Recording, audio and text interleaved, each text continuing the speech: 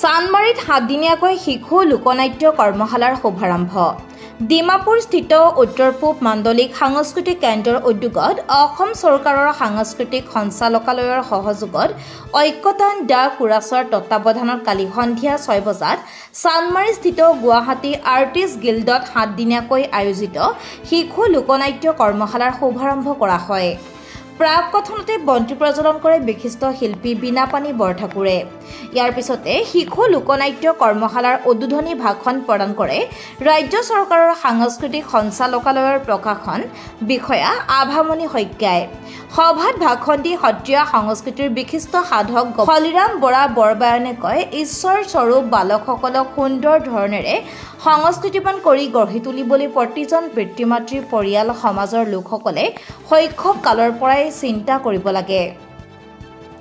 বহুভাষিক সাহিত্য মঞ্চ অসম চমুকৈ বহুভাষৰ প্ৰধান সম্পাদক তথা কবি সাহিত্যিক দীপক শৰ্মাই কয়, বিদ্যাৰ্থীক নৈতিকতাৰ পাঠ শৈশৱতে দিব লাগে, ইতিবাচক কথা আলোচনা কৰিব লাগে।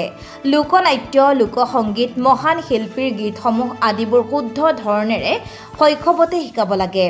ঐক্যতান দা কুৰাছৰ সহকাৰী সম্পাদক জোনমণি শইকীয়াই আধৰা অনুষ্ঠানত প্ৰশিক্ষকদ্বয় নাট্যশিল্পী নৱজ্যোতি নাথ, সাংস্কৃতিক সংগঠক তথা শিল্পী গৌতম কুমাৰ দাসে বিশিষ্ট অতিথি হিচাপে অংশ লৈ শিশু লোকনাট্য কৰ্মশালাৰ পৰা হ'বলগা ইতিবাচক দিশসমূহৰ ওপৰত আলোকপাত কৰে।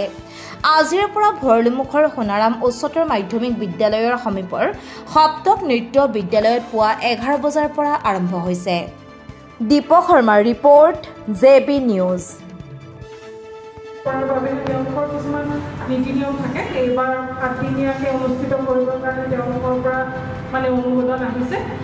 সেই আজিৰ পৰা কৰ্মশালাখন আৰম্ভ হ'ব। মই ভাবোঁ উত্তৰ পূব মাণ্ডলিক সাংস্কৃতিক কেন্দ্ৰৰ যি পদক্ষেপ, সেই পদক্ষেপে নাট্য শিক্ষা প্ৰদান কৰা, যিহেতু এইটো শিশুৰ নাট্য কৰ্মশালা আৰু তাতে এইবাৰ লোকনাট্যক তেওঁলোকে বিষয় হিচাপে কৰিবলৈ দিছে।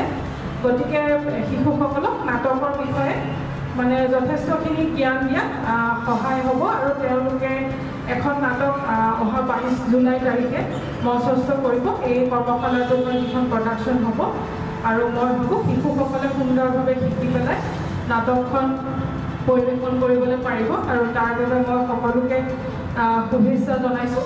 সুন্দৰভাৱে অনুষ্ঠিত হওক, ঐক্যতানক শুভেচ্ছা জনাইছোঁ, শুভকামনা জনাইছোঁ, যাতে সুন্দৰকৈ কৰ্মশালাটো আগবঢ়াই নি নাটকখন সুন্দৰকৈ পৰিৱেশন কৰিব পাৰে। ধন্যবাদ। আমি ধন্যবাদ জনাইছোঁ বাইদেউ।